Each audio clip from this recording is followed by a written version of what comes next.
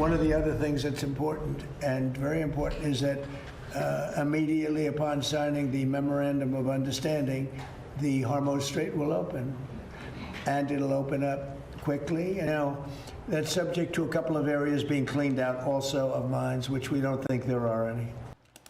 All right, President Trump giving a positive assessment of ongoing negotiations with Iran. It comes despite recent strikes in the region straining an already fragile ceasefire.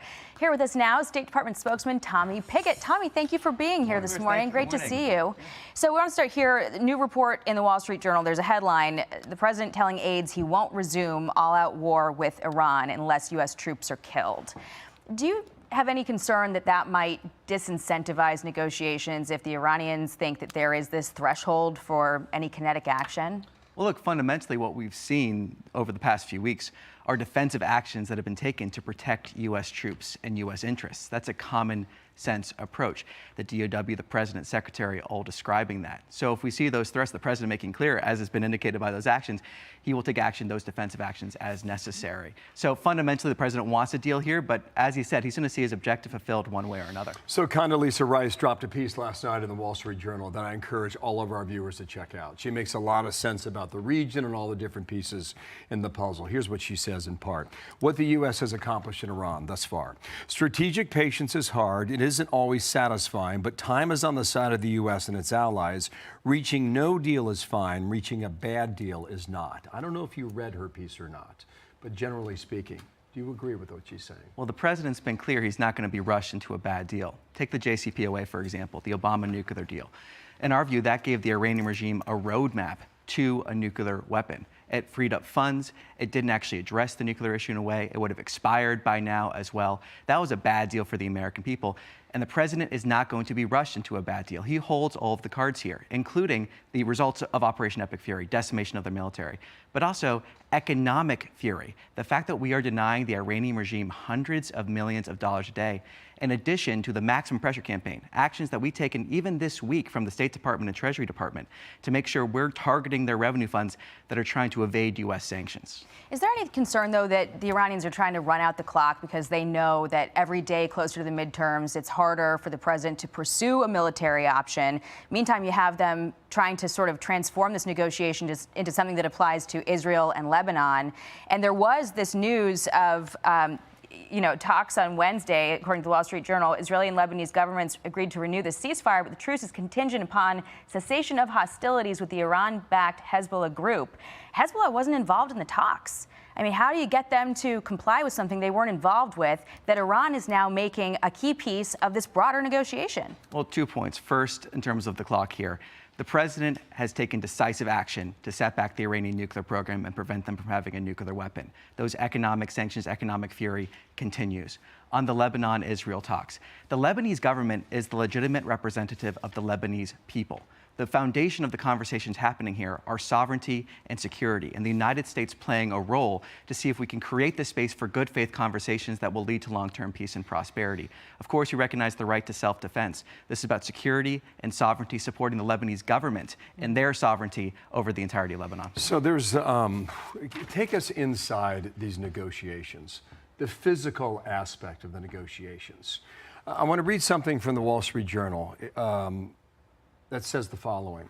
Each proposal and counterproposal takes days to negotiate. It's complicated by the time it takes to wind new text through Iran's fractured leadership structure. How are we doing this? Where is the Ayatollah? Are we passing messages on a piece of paper?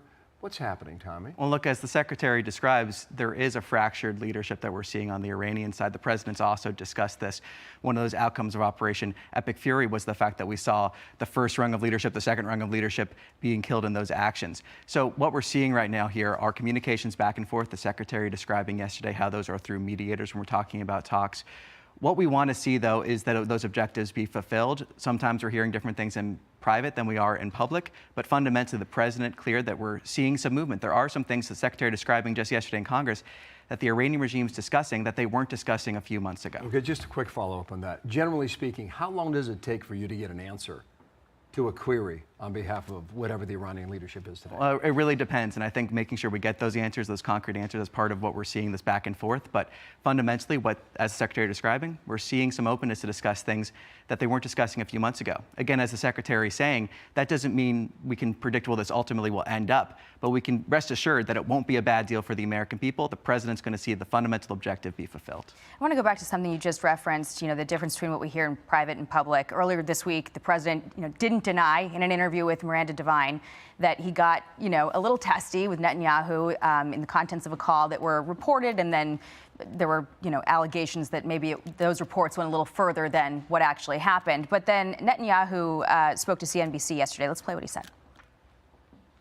I got to get into details of our conversations. We've had thousands, well, a lot of them. And if you think this is a crisis, you should be in some other conversations. But we've always found a way. We have so many agreements. We agree on the main things.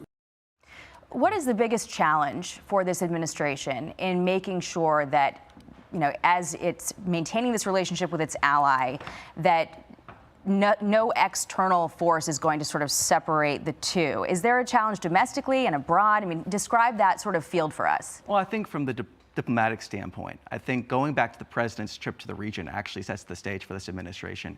We see further cooperation with so many of our Gulf allies and partners, more cooperation than we've seen in decades. The problems that we're addressing are tough problems. They're problems that have existed for decades. But it's the President's leadership that have opened the first conversations between the government of Lebanon and Israel since 1993. The President's leadership that's seen decisive action to address the Iranian nuclear threat. The President's leadership that's led to increased economic and security partnerships in the region. So the President is this leader who can bring people together and solve problems. Just back to the Rice piece again. Condoleezza Rice makes a lot of those points. She says the region has already been changed for good. Has it? It has indeed, and that's because of President Trump's leadership. Okay. All right. Tommy, thanks for coming in. Thanks, Thank you. Tommy. Thanks. Good to see you. Appreciate you coming to New York. It's 2 a.m. Yeah, I'm wide awake, scrolling through every move you make. You said I'm fine, yeah, classic you, but I know that line ain't ever true. Got your hoodie still in my room, smells like a cheap cologne perfume. Tryna act like I don't care, but your ghost is everywhere. You say we're good, but we're not the same. Now I'm dancing in the pouring rain. Thought we were forever, guess I was wrong. Now I'm just another sad love song. You left me on red, yeah, no reply. Got me overthinking every night. Was it real or just a vibe? Guess I'll never know this time. You said ride or die, and you dipped so fast. Now I'm stuck living in the past. Yeah, you played me like a game instead. Now I'm crying cause you left me on red. Cause you left me on red. Your playlist still got my name, but you don't feel the same. That's insane. Posting pics like you're okay while I'm breaking every single day. You said no drama, no goodbyes, but you vanished like a lullaby. Now I'm staring at my screen like, what did you really mean? Every text I never sent, every word I still regret. You moved on like nothing's wrong while I'm stuck inside this song. You left me on red, yeah, no reply. Got me overthinking every night. Was it real or just a vibe? Guess I'll never know this time. You said ride or die, then you dipped so fast. Now I'm stuck living in the past. Yeah, you played me like a game instead. Now I'm crying cause you left me on red. Maybe I was just a phase, just a spark that fades away. But you were my whole damn sky. Now I'm learning how to say goodbye. Yeah, I'm done with your mixed signals, your late night, I miss your riddles. You lost me, yeah, that's your loss. Now I'm stronger, I'm my own boss. You left me on red, but now I'm fine. Got my heart back, yeah, it's mine. Wasn't love just a disguise? Now I see through all your lies. You said ride or die, but I survived. Now I'm finally feeling alive. Yeah, you broke me, but instead I found myself when you left me on red.